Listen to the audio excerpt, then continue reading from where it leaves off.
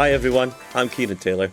I'm Martin Welsh. I'm Emma Murison. And welcome to another episode of Those Pension Guys. So, new studio, but we're back again. The lovely Emma is back with us as well, so thank you for being here. And as always, you need to keep us on track to make sure we're talking about the right things. So, what are we speaking about today? So it's no secret that world events can affect the markets, and sometimes that can be a bit daunting.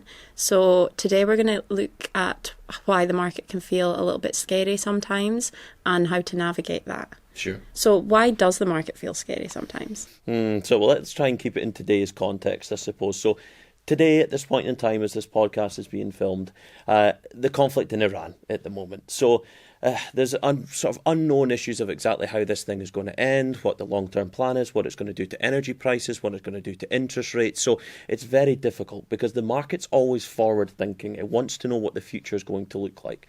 When that is uncertain, that's when it causes volatility.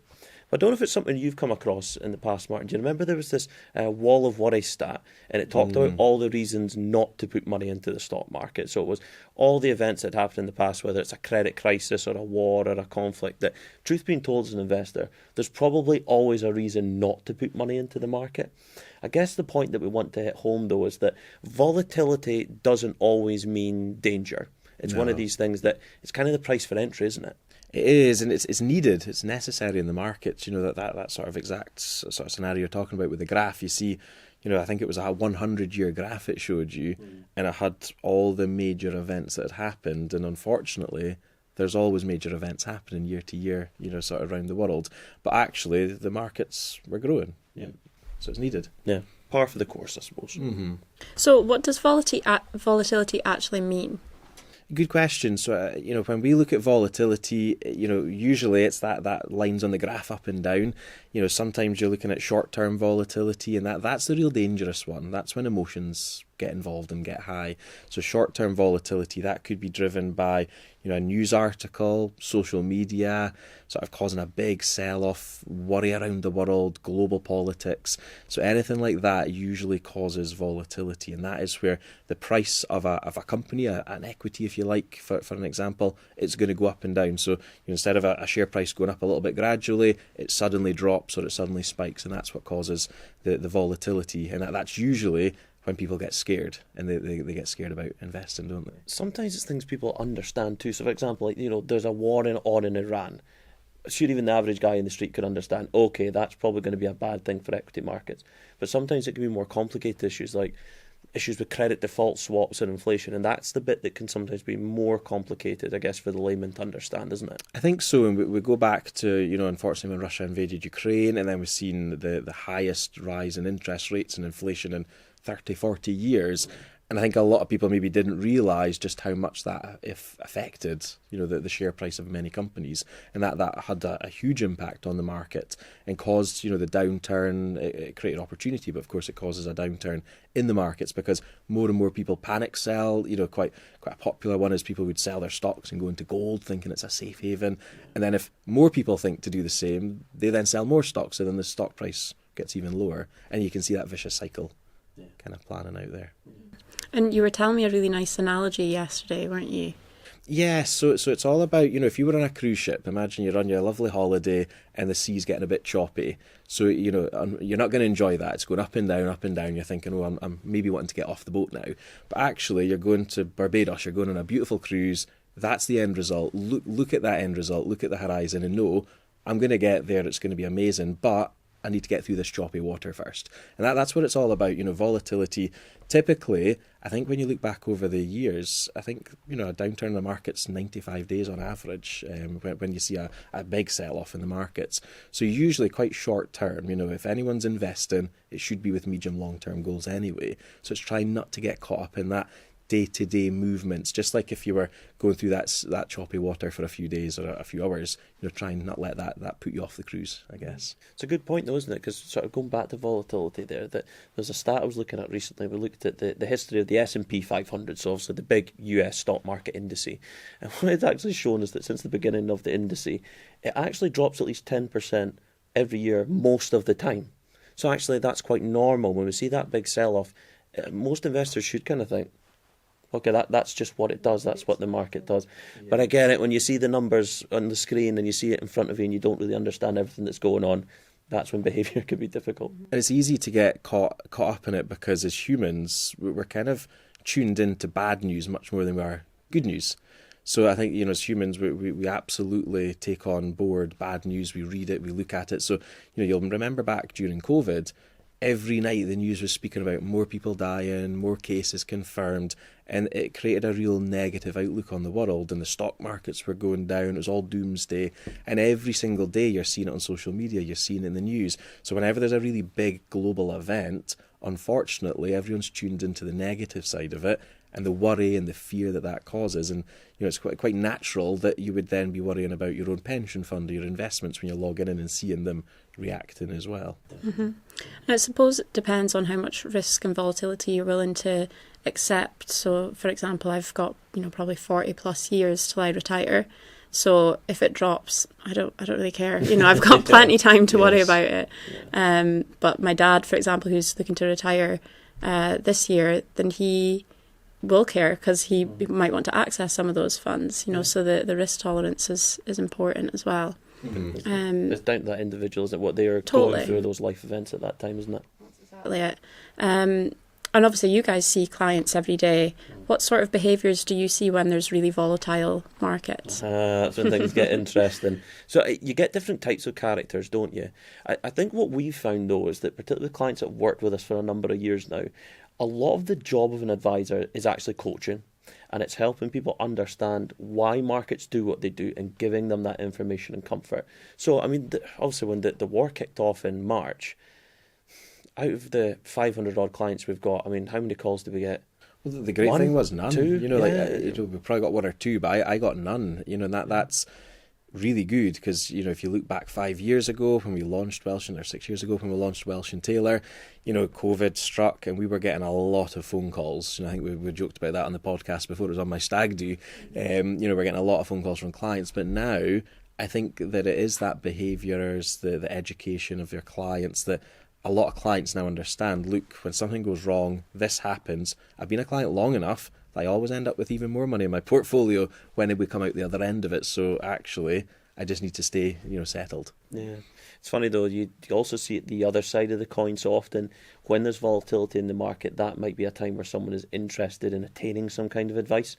So that's when often we get people that have maybe went the other way. And we hear a lot of regret panic selling. I think that's a common one, isn't it? Where we've had that a few times in the past where someone had moved into cash or think, it's went down 10%, I need to pull out the market totally. Often that can sometimes be one of the worst things that you can do, and we'll maybe go into that in a little bit further. Other people then sometimes chase the losses. You get others that kind of treat it a bit like the casino and think, I'm down 10%, right? If I take more risk, then it might get better. Yeah, but it might not. It's trying to take a bit more of a methodology and sort of going back the way, isn't it? But like what you said about the cruise destination, kind of go back to the end in mind. What is it you actually want to achieve and when? That should influence your investment decisions, not what's happening. And I suppose it's behaving like a day trader. I think sometimes the retail investor is guilty of that. Sometimes it's a case of a market movement every hour or every day really matters to me.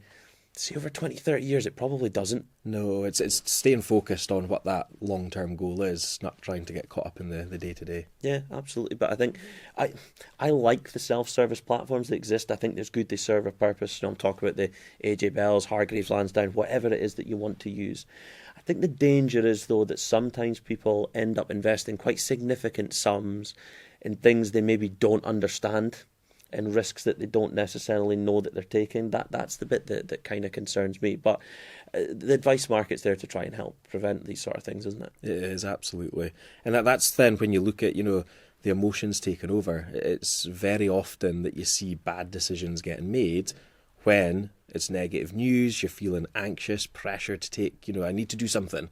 Usually the easiest thing to do is nothing as a human being, but in those times the hardest thing to do is nothing quite often. Yeah, I think so, isn't it? It's one of these where, if you don't know, sometimes it can be a sensible thing to sit on your hands. But equally, when things are a bit difficult, often that's when clients are looking for that advice, aren't they? I can think of a situation for a client of mine.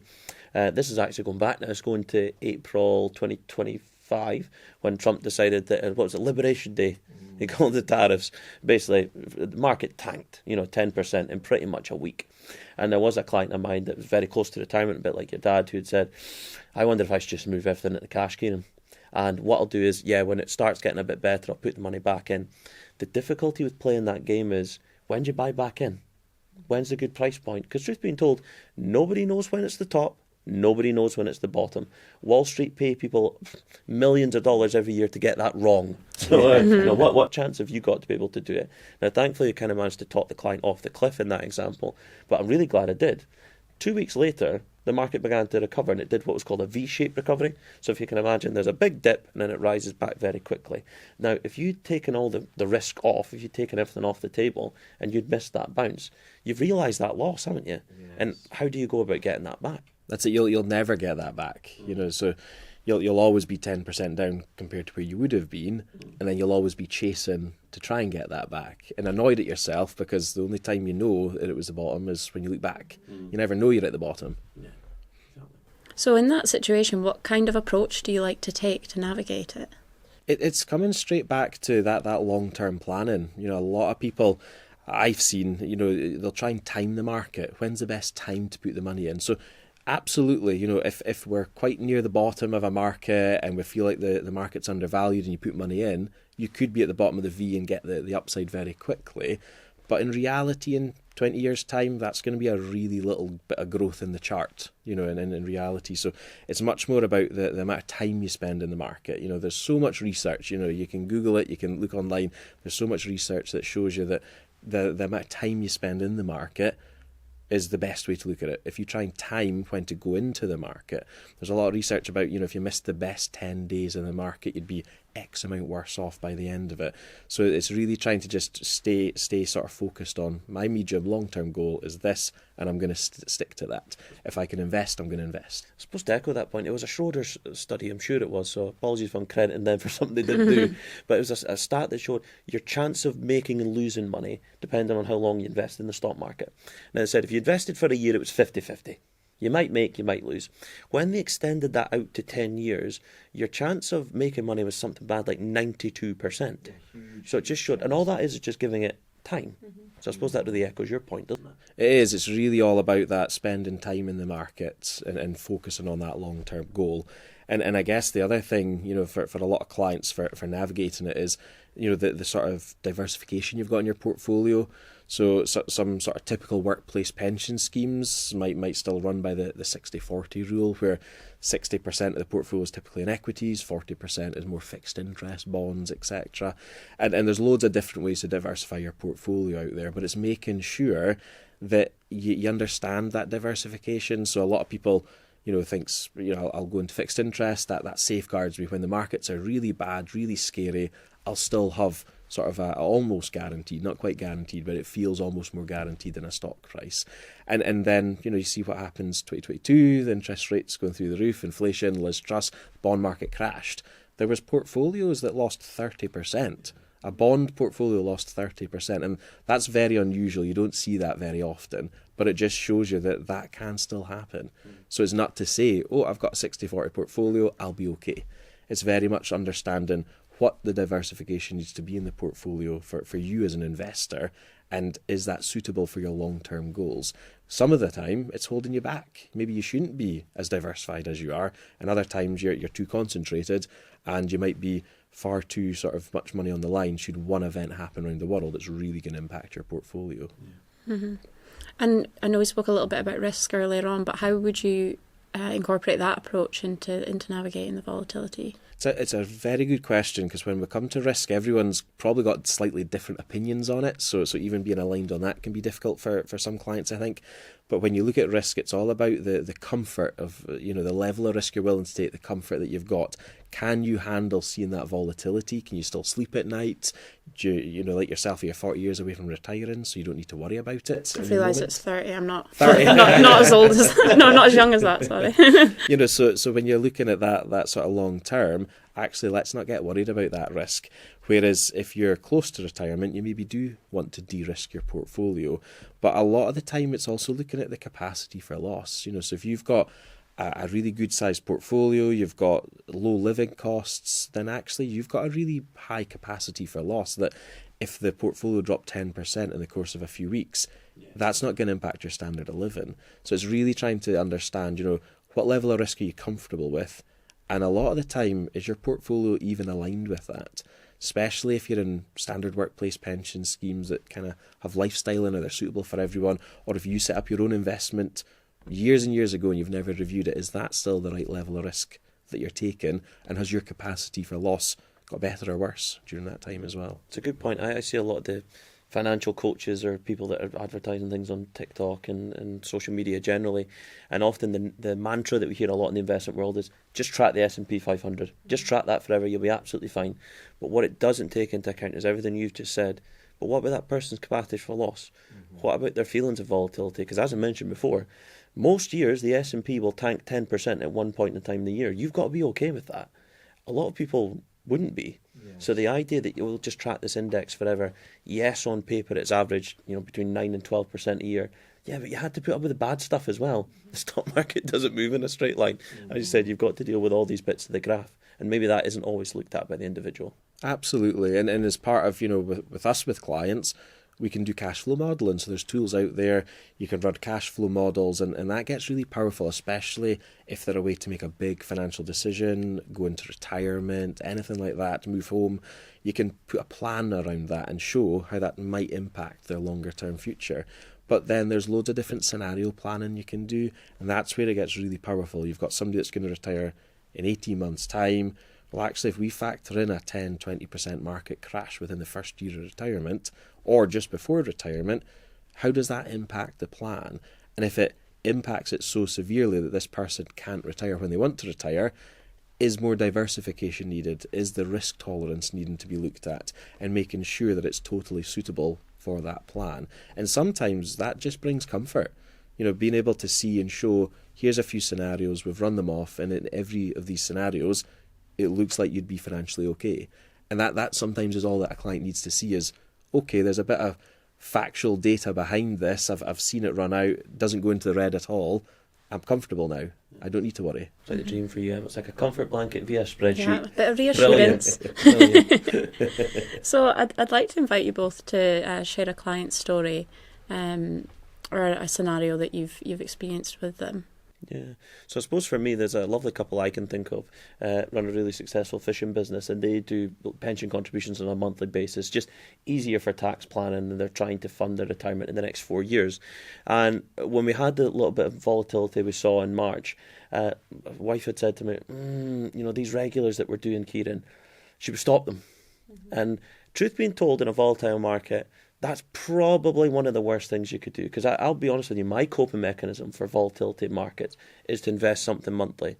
The way I look at it is when the market goes down, great, everything's just went on sale. It'd be a bit like if you walked into Tesco and suddenly everything was 10% cheaper. You could buy more groceries. It's the same in the stock market. You can then buy more shares at a lower price. Now, thankfully, they stuck to the plan, and they can see we've had this V-shaped recovery. And what they were able to see was, that's brilliant, Kieran. We were able to buy into those months at a lower point. Now, if we get that right over the next 4 years, how much more growth is that potentially going to be? So I would say regular contributions, they're kind of the cure to the illness that is volatility, isn't it? It is, because at least you're buying in at every point 12 times a year. So if the market's really high, you're not putting all your money in on that day. If the market's really low, like you say, you're getting a lot more units for your pounds and pence. Definitely.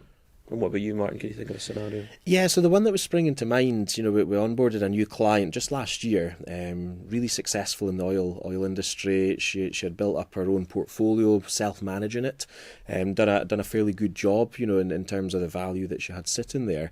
But when we looked at the portfolio, there was individual stocks in there were funds in there as well.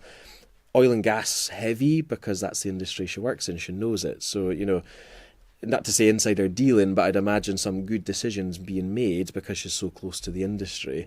So, within the portfolio, it looked like a good portfolio, but actually when you looked back across all the trades that had happened in the last 5 years, there was a lot of that emotions built into it. So when it took a lot of work, but when you plotted that on to show how the portfolio has performed individually with each of those changes, I think she was even very surprised to show she had made 2% in 5 years.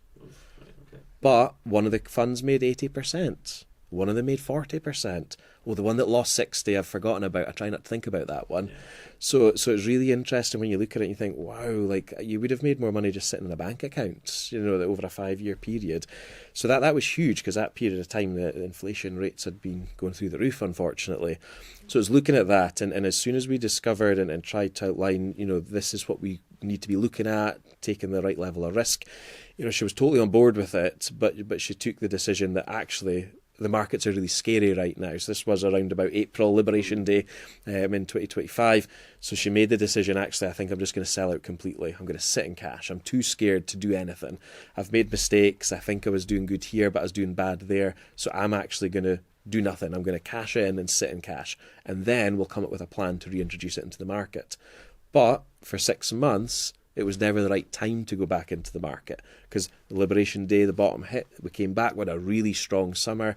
So the markets were really performing well for that 4, 5, 6 month period. So it was always, I'll wait for the next time it goes down to put my money in. And that's a really dangerous game to play, because the portfolio would have grown by, I think, 12% in that period of time. But it was a case of, I don't want to do anything yet, and I don't think this is the right time to invest. So we discussed drip feeding it in, we discussed different risk tolerances, but eventually we got to the point of, this needs to go back into the market. So she was at the point of saying, right, I need to put this into the market. And it wasn't a good day, it wasn't a bad day, it was a day, a usual day in the markets. And already the portfolio is growing, but what I seen the relief, the emotion side of it, that there was a real sort of, I would say, comfort from her afterwards, because it was really, you could see it was really eating away at her. But it was just one of those reminders that, one, know what you're investing in, diversification like we spoke about for number 2, but equally, if you need to do something, do it calculated, don't do it based on emotion and quick decisions within that. So now, in a brilliant portfolio, managed, all the diversifications there aligned with her risk, and she's definitely far happier than she was before. Yeah. I think I'd echo that point definitely. When it comes to investing, emotions don't help you. You're better leaving them at the door. Try and think more methodically and have some plan behind it. Mm-hmm. So what can clients actually do, like here and now, when there's a volatile market? Absolutely, thinking about that, like it's repeating what we've already said, I guess, and sort of summarising the podcast, because it is about the education side. Know what you're invested in and actually understand what's in the box, and know how that might move depending on what goes on around the world, instead of, I'm in whatever portfolio, I have no idea where it's exposed, how much is exposed to certain areas, sectors, anything like that. So it's just understanding what you've got and educating yourself on the markets and what kind of volatility, what makes volatility move, and is it aligned with the risk? And I think that's a really important one. So many people have a product that was set up years ago that they maybe don't review. They've got old workplace pensions from years ago, and it's really looking at that. Is that in the right funds, and is it taking the right level of risk, and is it aligned with your medium to long term goals? The other one that really shines through is, what should people do? Nothing sometimes. The sitting on your hands, just like Kieran said earlier, a lot of the time it's easy to see clients think they should do something. Something's fallen, something bad's happening. I should do something. I can't just sit and do nothing. I should be doing something. And that's usually the most dangerous thing to do. You never know when to sell, you never know when to buy, and you'll only ever know if it was right or wrong looking back, sort of in the rear view mirror there. On reflection, I did have to have a conversation with a client about that. I think it must have been 2 weeks ago now. And same exact notion. Markets are going down, Kieran. Do you not think we need to do something? Do you not think we need to make a move? And it was a really simple question I'd asked him at the time. So, okay, do you believe anything that's coming out of Washington at the moment? No, absolutely not. Okay. Do you believe anything that's coming out of Tehran at the moment? No, absolutely not. Okay. So how could you make an educated decision on what to do? If you don't have validity or trust in the information, any decision that you would make would, in my opinion, be a gamble. It would be a risk. And is that worth taking with your life savings? No, probably not. Okay, well, sit on your hands then. Let's let this thing play out. I think that is the thing when it's your own money, your own finances. Yeah. It's so hard to set the emotions to the side. Yeah. But hopefully that's kind of what we can bring, that less emotional view of things. Yeah. We can be a bit more objective, can't we? That's the word I'm Because of course that's what we care about you. Care about you as clients, but equally it's not our pension. It's not what we have to live off of. We're not the one that's 6 months away from retirement, so we can kind of have that helicopter view, can't we? To think, okay, let's be objective. And I keep using this term, but can I talk you off the cliff sometimes? I think that's probably a massive part of our job, you know. A huge part of it is that behavioural side, and it was quite interesting actually. It was a research piece done by Vanguard, and they put together some research that suggested that individuals could be up to 3% a year better off with their returns working with an advisor, and half of that 3% was put down to behavioural coaching. And that is basically to stop you making bad decisions. Yeah. And it's incredible that, you know, all that research went into it to say, you know, you could be up to 3% better off a year in your portfolio by speaking with an advisor. And they call that the advisor alpha. And it's all about making sure that people are looking at medium long-term goals. And it's exactly, the emotion is removed slightly from it. Like you say, we absolutely care about our clients, but equally, we go through this all the time. We see it day in, day out. We can try and talk our clients off the cliff edge to say, look, don't do anything. The worst thing you could do right now is take action. And these are the reasons why. And it's backing that up and, you know, coaching your clients. And I think we've really felt that over the years at Welsh & Taylor, that a lot of clients that maybe started out as sort of nervous investors, or they would panic when something bad in the news happens, they never phone you now because they totally get it. They've been through it, they've been educated, and you're there to coach them forevermore. Brilliant. Well, Martin, Emma, thank you very much for that, and thank you for your insights. And I suppose a good way to close the podcast, folks, is that I want you to remember this term: this too shall pass. Now, what we mean by that is that, for example, when the stock market's roaring high, every month it keeps going up, this too shall pass. Equally, it works the other way. When the markets are very volatile, there's an incredibly sharp sell-off. Every day you log in, it keeps going down. This too shall pass. Volatility is the price of entry. It's what we're all doing here. But however, if you have any questions or there's any insights or anything you want to ask us specifically about this subject, please feel free to do so. You can get in touch with us via welshandtaylorwealth.co.uk. Thank you for listening, and we'll see you next time. Take care.